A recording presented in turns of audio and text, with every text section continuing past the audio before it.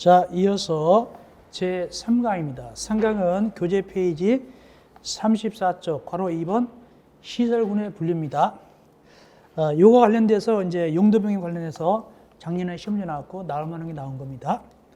일단은 아까 용도를 몇 개로 나눈다고 그랬죠? 우리가 아까 표에서 29개로 나눈다고 그랬죠? 제일 막내둥이가 야영장시설이었어요.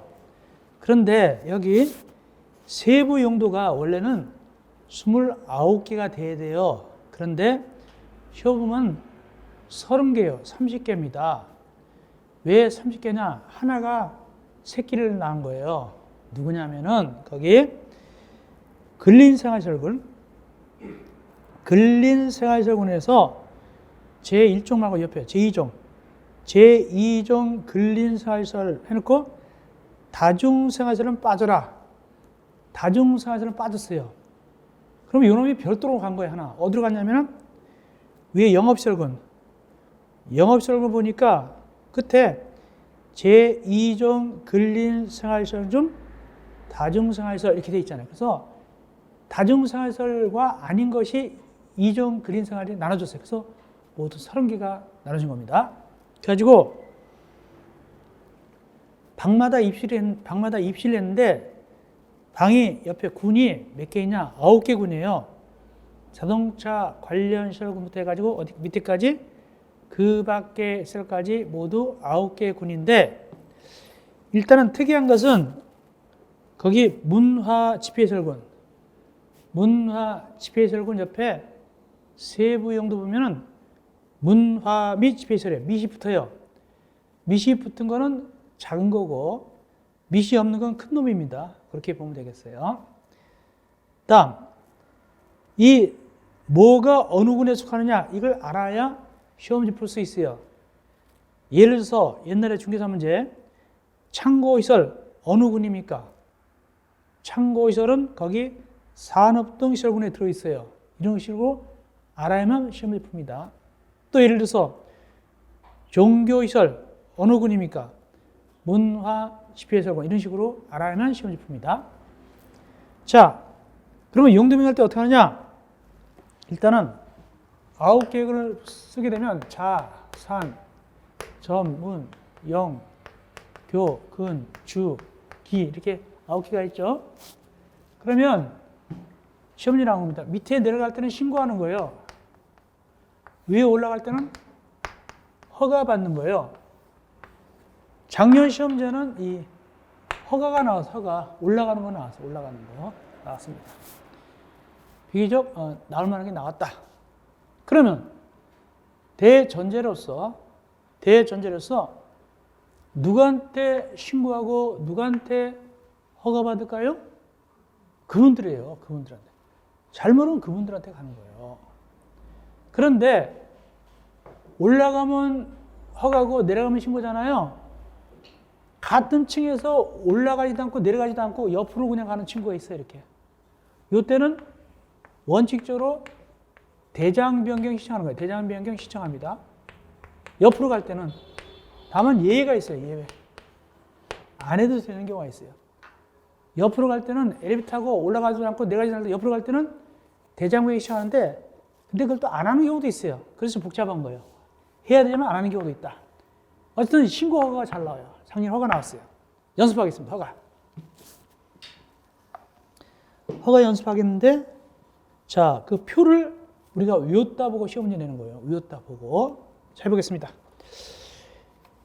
운수시설을 위락시설로 용도 변경한다. 운수시설을 위락시설로 용도 변경합니다. 운수시설은 어디에 속합니까? 산업등시설군. 위락시설은 문화집회시설군이죠. 내려갔습니다. 신고합니다. 그렇게 하면 돼요. 또 예를 들어서 의료시설을 위락시설로 용도 변경한다. 의료시설을 위락시설로 용도 변경한다. 의료시설은 교육 및 복지시설군. 위락시설은 문화집회시설군. 올라갔어요, 내려갔어요? 올라갔죠. 허가받아요. 이런 식으로 시험지 나오면 됩니다. 됐고요. 다음에 이제 옆에 페이지 가서 35쪽. 동그라미 3번. 건축물 대장 기재 내용 변경 신청. 대장 변경 신청을 하게 되는데 이거는 옆으로 가는 거라고 그랬죠? 근데 예외가 있어요. 동그라미 4번 예외입니다. 동그라미 4번에 박스 안에 예외, 기억. 별표일 같은 호, 즉 29개 용도내에서 왔다 갔다 할 때. 기억은 29개 용도내에서 왔다 갔다 할 때. 니은은 1종에서 2종. 2종에서 1종 왔다 갈 때는 대장 변경을 신청하지 않는데 또 해야 될 때도 또 있어요. 어떻게? 예외가 됐어요. 그러니까 복잡해요. 하여튼 이렇게 말하면 돼요. 올라가지도 않고 내려가지도 않을 때는 대장 변경 신청하게 되는데 안 해도 되는 경우가 있다. 이렇게 하시면 되고 이번에 개정된 거 하나 있어요. 1월 7일자 보충 자료입니다. 페이지 35 가운데 동그라미 4번 내용에 거기 같은 표 7호 다목 방가로 2를 같은 표 7호 다목 방가로 2에다가 또 하나 추가하기를 같은 표 15 과목 숙박sem에 해당한다를 포함시켜서 해놔야 돼요. 이건 굉장히 어려운 얘기인데 한마디로 지금 얘기한 놈들은 대장 변경 신청 해야 돼요. 대장 변경 신청 해야 된다 이렇게 말하면 돼요. 사실상 시험지 나긴 그래요. 하여튼 그 정도 개정됐으니까 넣는 것 뿐인데 너무 복잡해서 헷갈려요. 어쨌간에 우리는 이건 꼭 알면 돼요. 이거. 그 다음에 또 알 게 뭐냐? 35점 밑에 동그라미 5번 아셔야 돼요. 35점 밑에 동그라미 5번 아셔야 됩니다. 뭐냐? 허가 및 신고 대상으로서 올라가거나 내려가는 대상인데 발음 잡기가 얼마 이상일 때? 100 외우세요. 100점 이상일 때는 사용 승인을 받아야 돼요. 사용 승인을 받는다.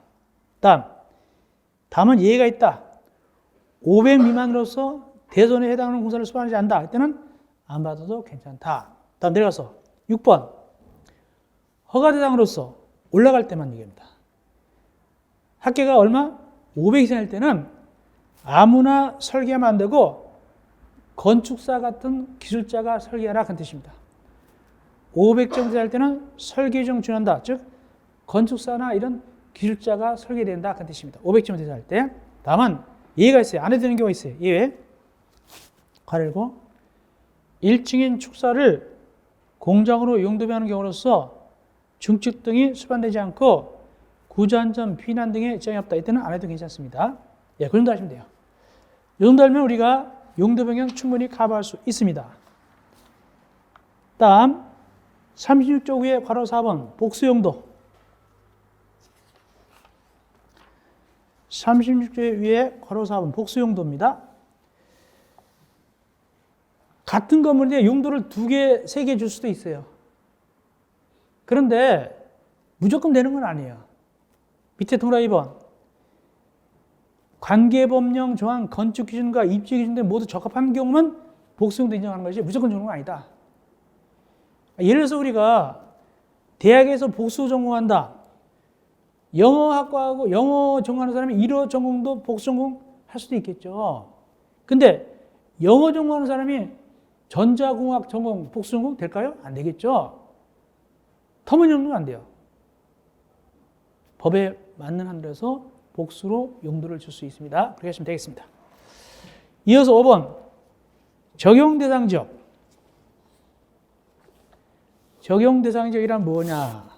첫째 1번 전면적 적용 지역.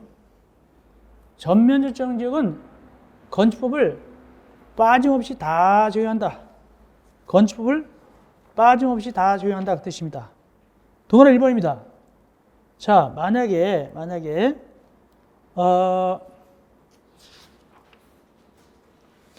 여기 노원역 근처다. 노원역 근처에 건축물을 짓는다. 건축물을 일부 빼고 할까요? 다 적용할까요?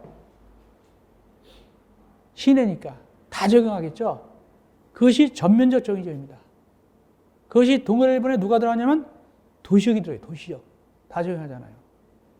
여기가 도시역이잖아요. 그죠? 특별히 이 근처는 사업적이 많겠죠. 사업적. 일단 지구단위 계획구역.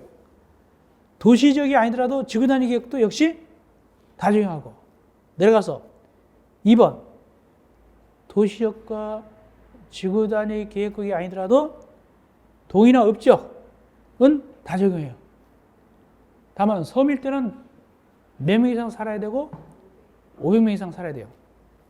여기까지가 전면적 적용적이고 여기서 언급하지 않은 건 일부만 적용해요. 밑에 2번입니다.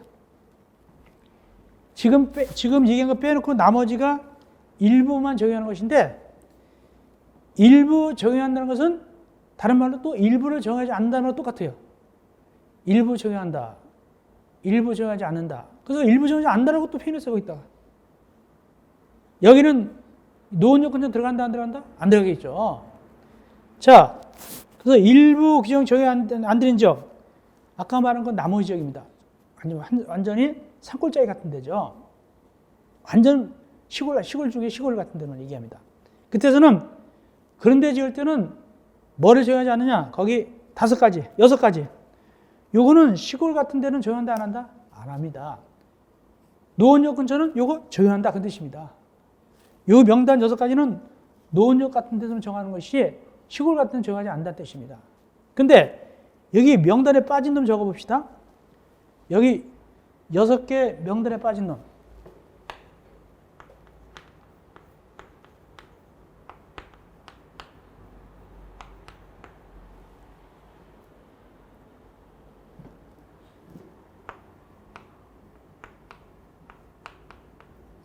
자, 여기 명단 빠진 놈이거든요. 지금 여기 6가지는 시골 같은 데는 적용한다 안 한다? 안 합니다. 이 명단에 빠진 놈은 시골에서도 적용할까 안 할까요? 합니다. 그러니까 아무리 시골이라도 뭐는 따진다? 건폐율, 용적률 높이지 않으면 따진단 말이죠. 도시는 당연히 들어가는 것이고 그런 뜻입니다. 그러니까 아무리 강원도 어디 산골짜기에 펜션을 짓는다 하더라도 건폐율, 용적률 맞춰야 돼요. 높이 좀 맞춰야 돼요. 그런 뜻입니다. 이렇게 설명을 드렸는데 설명을 열심히 드렸는데 시험지 나온 적은 없어요. 다만 문제집에는 들어있어요. 문제집 뭐가 나오냐면 밑에 6가지 있죠? 이 6가지에 들어가지 않는 놈이 뭐냐? 결국에는 얘네들이 답이 돼요. 다음 37쪽 위에 37쪽 위에입니다. 용도지역 이건 직접 물어보진 않아요. 그러나 이것을 알아야 건축법, 주택법 등을 이해하기가 편해요. 먼저 전국 땅덩어리를 도시지역, 관리지역, 농림지역, 자연환경지역으로 나눠지게 되는 거예요. 도시지역은 또 주거지역, 상업지역, 공업지역, 녹지역으로 나눠지고 녹지지역도 도시지역이에요. 그리고 상업지역은 중인상업지역, 일반상업지역, 근린상업지역, 유통상업지역. 이게 노원역 같은 데는 최소한도 일반상업지역 정도는 될 거야, 아마. 중인상업지역이나, 그죠? 그런 뜻입니다. 주거지역은 전용주거지역, 일반주거지역, 준주거지역인데 뒤로 갈수록 땅값 비싸요. 뒤로 갈수록 높은 건물 지을 수 있는 거예요. 그러면 일반주거지역은 일반주거지역이 더 좋다, 전용주거지역이 더 좋다? 일반주거지역이 더 좋은 거예요. 아파트 지을 수 있으니까. 근데 일반주거지역 중에서 1종, 2종, 3종 있잖아요. 1종이 더 좋다, 3종이 더 좋다? 몇 종? 3종, 뒤로 갈수록 좋아요. 3종이 더 좋아요. 3종은 고층 아파트 지을 수 있어요. 1종은 저층 아파트 짓고 그렇게 되는 거예요. 그러니까 숫자가 많이 받을수록 더 좋아요. 자, 그런데 보시면 되겠고 6번 기타 적용 특례. 일단은 뭘 좀 아셔야 되냐면 거기에 아까 배운 겁니다.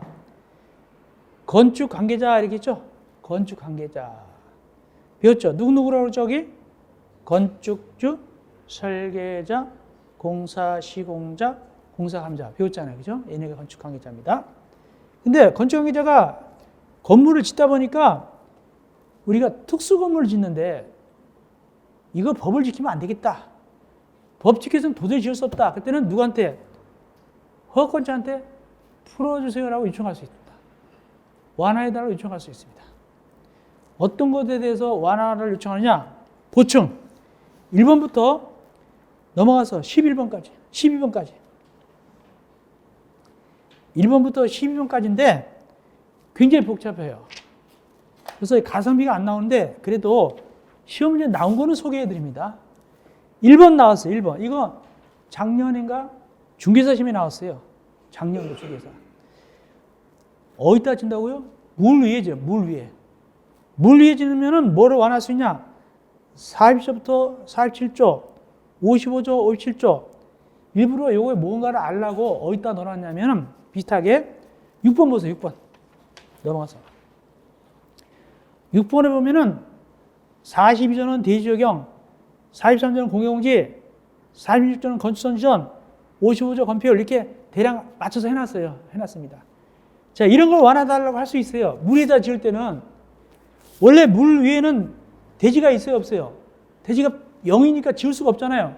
그 대지를 완화달라고 해야 될 거 아닙니까? 그 뜻입니다. 근데 중개사는 뭐가 나왔냐? 이 완화해달라고 하는데 들어가지 않는 거 물어봤는데 어려운 문제지만 그래도 좀 머릿속 풀 수 있어요. 뭐가 들어갔냐면 아닌 게 뭐냐면 답이 뭐냐? 내진 설계. 물 위에다 짓는데 물론 지진이 크게 나면 물 위에 져도 넘어지겠지만 보통 땅에다 질 때 내진 설계하죠. 그래서 그게 답이었어요.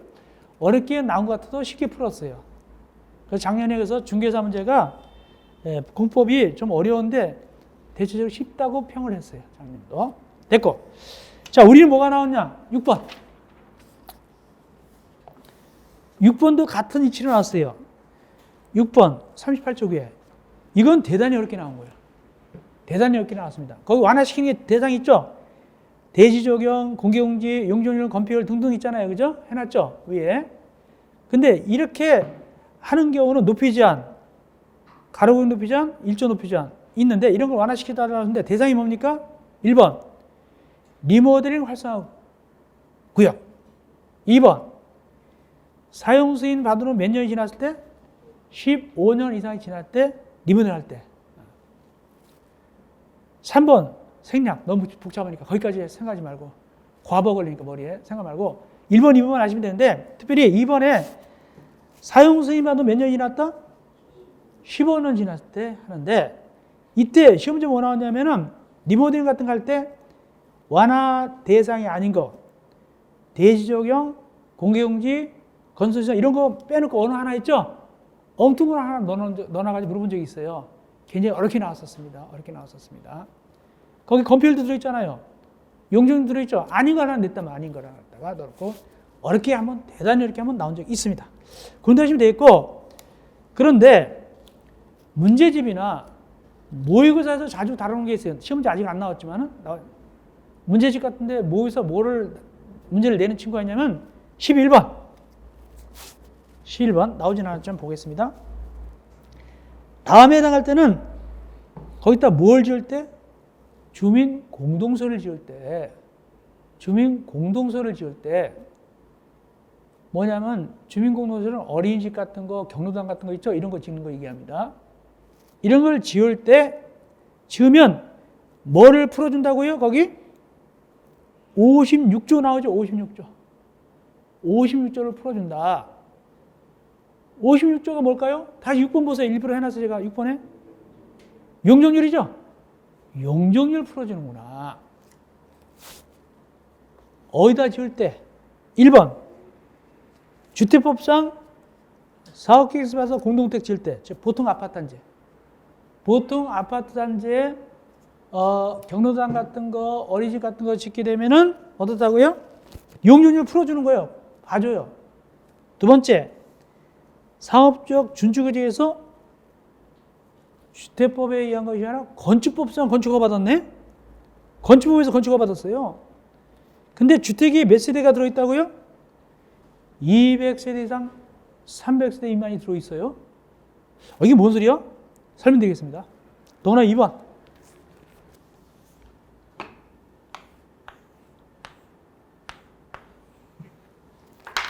자, 용도적이 뭡니까? 사업적, 준주거적이죠. 땅값이 쌀까요? 비쌀까요? 비싸죠. 거기다가 아파트 지어서 계산이 나올까요? 안 나오죠. 근데 아파트 지었잖아요, 거기. 몇 세대 지었어요? 200세대 이상 300세대 미만. 이것은 무엇을 의미하느냐? 나중에 주택법까지 배우면 이거예요, 이거. 밑에는 상가 지은 거예요. 여기는 주택 지은 거예요. 근데 주택을 300세대 미만 지을 때는 원래 순수하게 주택을 예를 들어서 200세대 지었다. 그러면 건축법일까요? 주택법일까요? 200세대 지을 때 순수하게 아파트 주택법이에요. 근데 왜 여기 건축허가 받느냐? 이 상가가 들어있으니까. 그거예요. 주상복합 지을 때예요. 이럴 때 여기다가 주택을 위해서 경로당 이런 거 만들면 어떻다고요? 풀어주겠다. 얼마를? 용적률 풀어주겠다. 용적률을 풀어주겠다. 그 뜻이고. 마지막. 도시형상할택. 원룸 같은 거 있죠? 원룸 같은 도시형상할택. 건축허가 받아가지고. 건축허가 받았다는 것은 30세대 미만 졌다는 얘기예요. 그때도 주민공동체를 지으면 어떻다고요? 용적률을 풀어준다. 시험지에 나오진 않았고 문제집 같은데 모의고사 등장하는 경우가 있어 소개해드렸습니다. 다음 39조. 기존건축에 대한 특례. 이게 생각하세요. 법이 개정되었다 하더라도 기득권을 존중해 주는 경우가 있어요. 기득권을 존중해 주는 경우가 있다. 예를 들어서 이런 거예요. 예를 들어서 여기 집이 3층짜리였어요. 3층짜리. 근데 법이 개정돼서 이제는 2층만 지라 이렇게 변했다. 이래서. 그럼 불리해요? 불리하지 않아요? 불리하죠? 근데 기득권을 존중하기 위해서 만약에 이것이 지진 나서 무너졌어요. 개축했어요? 재축했어요? 3층짜리 지진 나서 무너졌어요. 개축했어요? 재축했어요? 재축했죠? 근데 현행법상은 2층밖에 못 줘요. 이때는 이것이 아니라 몇 층 줘도 괜찮다? 옛날에 있던 거니까 3층을 줘도 괜찮다. 이렇게 기득권을 존중해 준단 말이죠. 그런 뜻이고. 다음 세 번째. 도 단위로 통일한다. 자, 수원시 무슨 도죠? 수원시 무슨 도입니까? 무슨 도에 있어요? 수원시. 경기도. 안산시. 경기도죠. 근데 수원시에 의하면은 용적률을 500을 주고 안산시는 조례에 하면 수원시 조례는 500, 안산시 조례는 200을 줘요. 조례로. 통일성이 없잖아요. 그러기 위해서 어디서 조례 정한다? 경기도에서 조례를 정해서 통일할 수도 있다. 그 뜻입니다. 그것이 통일, 조례 이게 됩니다. 다음 4번 시험지 나올 수 있어요. 또 나올 수 있어요. 23회 때 나왔죠? 재작년에 나왔어요. 또 나올 수 있어요. 이거는 이게 뭐냐면 첫째 무엇을 지을 때 공동택 지을 때 주관식 공동택 시험지 나왔어요. 공동택 시험지 나왔습니다. 공동택 지을 때 나중에 뭐 하기 편하게 짓는 거예요? 리모델링 하기 편하게 짓는 거예요. 리모델링 하기 편하게. 그럴 때는 수고했어 하고 인센티브 두는데 무엇 인센티브 주느냐? 용적률, 높이, 건축물 높이, 일조학부 높이 이 세 가지 인센티브를 주는데 얼마 올려주는 거예요? 100분에 120을 올려줘요. 핵심 용어는 100분에 120을 올려준다 하고 그 다음에 여기 용적률 올려줘요? 안 올려줘요? 올려주죠. 그 대신 용적률 친구 하나 있잖아요. 같이 다니는 친구. 건폐율은 안 올려준다. 핵심. 건폐율 X. 다른 거는 100분의 120. 그 다음에 건물은 무슨 건물이고? 공동택. 이렇게 하시면 돼요. 이것이 핵심이고 또 나올 수 있습니다. 또 나올 수 있고. 다음 밑에 5번. 민법 244조 1항 적용 배제. 여러분들은 민법 244조는 물권 쪽, 소유권의 상린관계 있죠? 소유권 상린관계 나올 때 배울 거예요. 소유권, 물권에서 상린관계 나올 때 배우는데 지하를 팔 때 지하 같은 거나 지하실이나 또는 이런 거 또랑 같은 거 저수지 같은 거 팔 때 일정 걸 띄워줘야 돼요. 그게 바로 상린관계할 때 배우는데 띄우도록 돼 있어요. 근데 이 민법상 띄는 걸 지킨다 안 지킨다? 안 지켜도 괜찮다는 뜻입니다. 그러니까 예를 들어서 이렇게 우리가 건물 지을 때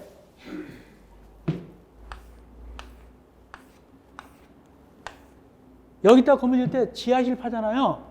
지하실 길이의 원래 민법은 지하실 깊이의 반 이상 끼도록 되어 있어요. 지하실은 민법 244조 보면은 그러면 지하실 10m 파잖아요. 그럼 옆에서부터 경계선 몇 미터 뛴다? 5m 뛰어야 돼요. 그러면 5m 뛰고 나면 여기밖에 못 파잖아요. 이게밖에 못 파잖아요.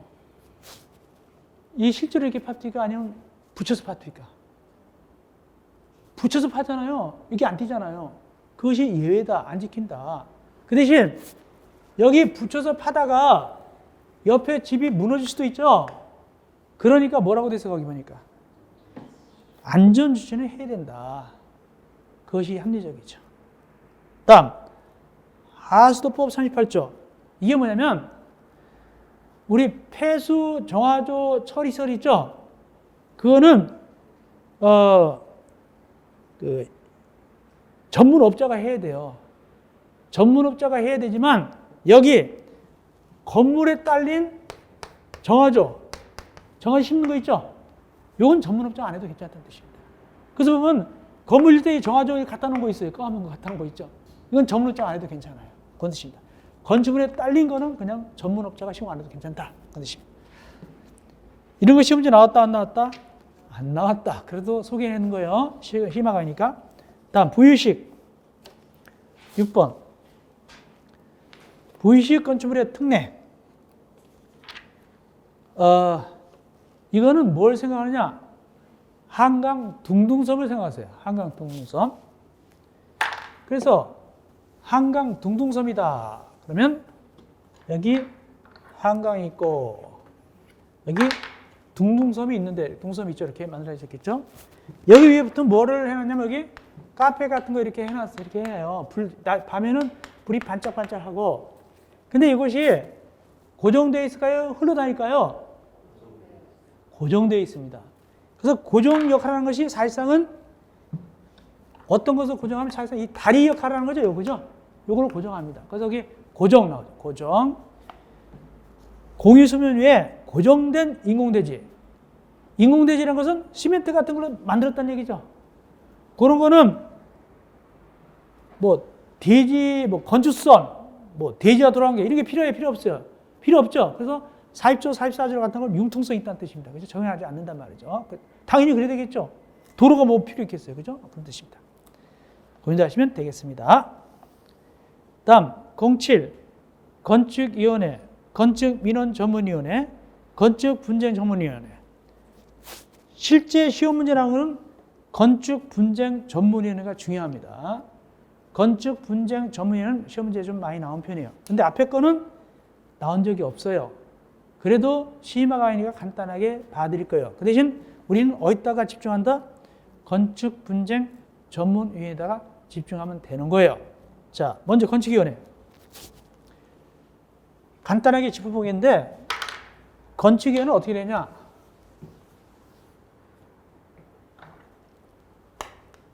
중앙이 있고 지방이 있어요. 중앙은 어디다 두냐? 국토, 교통부에 둬요. 지방은 두 개 있어요.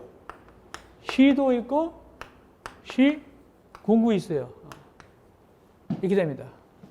그러면 노원구에는 지방건축위원회 둘까요? 안 둘까요? 노원구는 지방건축위원회 둬야 안 돼요. 노원구청에 여기 두잖아요. 여기 두잖아요. 노원구에도 지방건축위원회 있어요. 그래서 구니까 자치구니까. 자, 이렇다. 자, 먼저 그러면 중앙부터 봅시다. 거기 일단은 건축위원회 봅시다. 건축위원회는 국토교통부 장관, 이게 뭐죠? 중앙이죠. 중앙. 시도의사, 시장구순장, 이건 지방이고 두 개 된다. 하는 일이 뭐냐? 5가지 그냥 읽어보시면 되겠고 내려가서 먼저 중앙건축위원회. 중앙건축위원회는 당연히 어디다 둔다고요? 국토교통부에 두죠. 하는 일 거기 5가지 읽어보는 정도 하시고, 그 다음에 옆에 가서 중앙건축위원회 몇 명으로 구성하는가? 기억, 위원장, 부위원장 각 한 표 하면서 몇 명이다? 70명 이내 위원. 그 다음에 위원장, 부위원장은 누가 정해지냐? 디귿. 국토교통부 장관이 정해집니다. 위원장, 부위원장, 국토교통부장 정해져. 디귿. 리을. 공무원이 한 임기는 몇 년인가? 2년. 그리고 한 차례만 연임할 수 있다. 다음 전문위원회. 전문위원회가 3가지인데 기업, 건축, 분쟁, 전문위원회. 이게 중요하다고 그랬죠?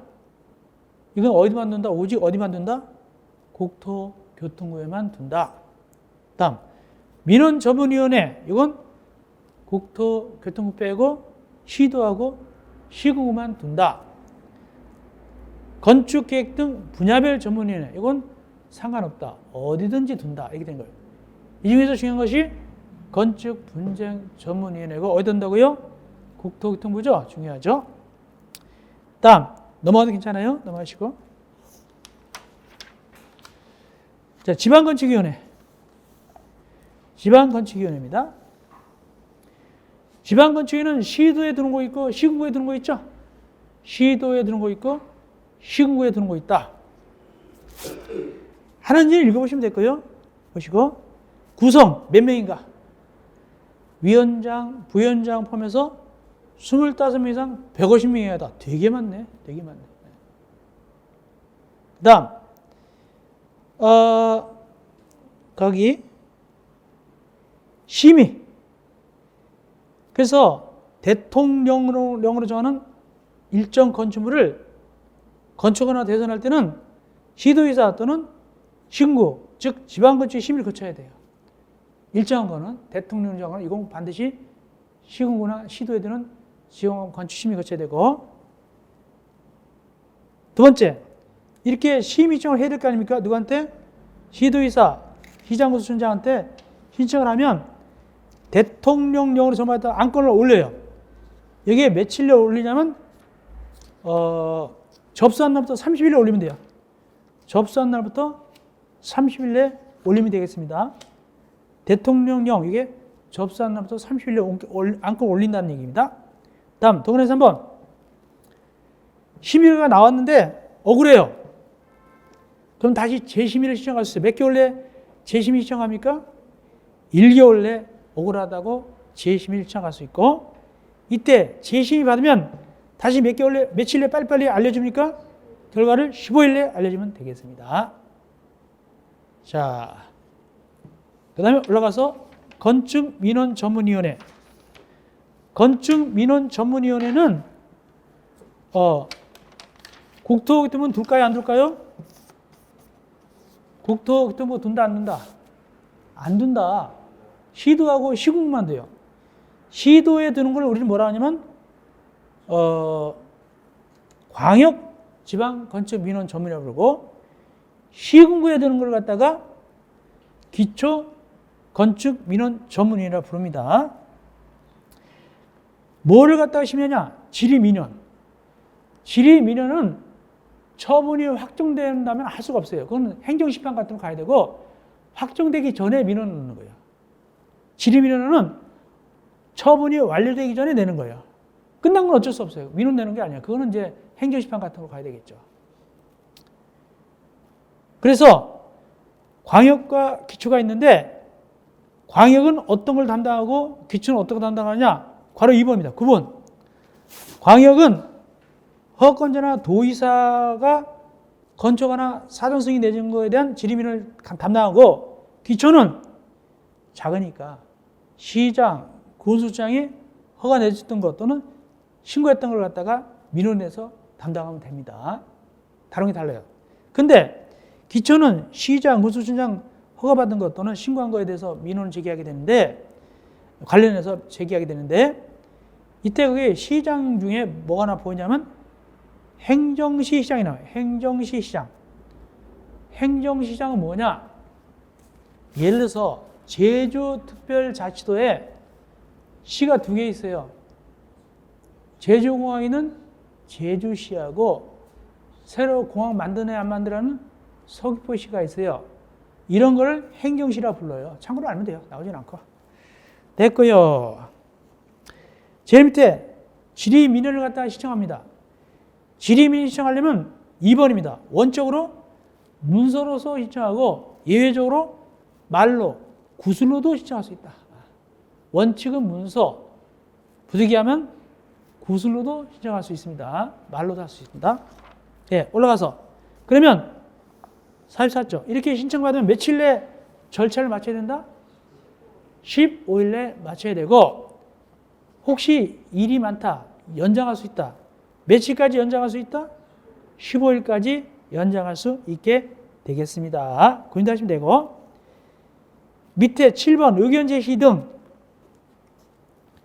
건축 민원 전문회의는 지리민원에 대해서 관계법령 등등등에 대해서 충분히 검토하여 심의 의견을 갖다가 제시할 수 있습니다.